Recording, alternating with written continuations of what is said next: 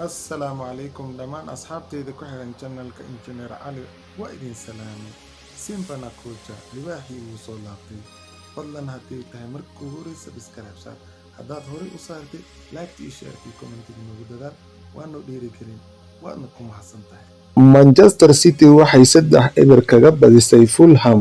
Goolasha waxaa u dhaliyay Soumare, O'Reilly iyo Haaland.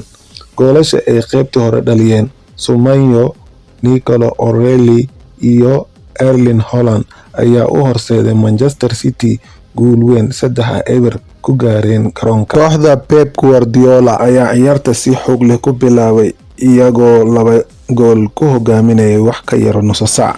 Markii hore Soumare ayaa shabaqa soo taabtay daqiiqadii 24aad isagoo dhaliyay goolkii shanaad tan iyo markii uu kooxda ku soo biiray bishii hore. Kadib O'Reilly ayaa ka faa'iidaystay caawin uu bixiyay Soumare daqiiqadii 30aad si uu hoggaanka u laba jibaaro. Ugu dambeyn 6 daqiiqo ka hor dhamaadka qaybtii hore Haaland ayaa isna gool dhaliyay kaasoo noqday goolkii 113aad ee uu dhaliyo Manchester City isagoo sidaa kula mid noqday halyeyga weyn ee Colin Bell. Kulamada Arbacada la ciyaaray Arsenal waxay barbardhac la gashay Brentford.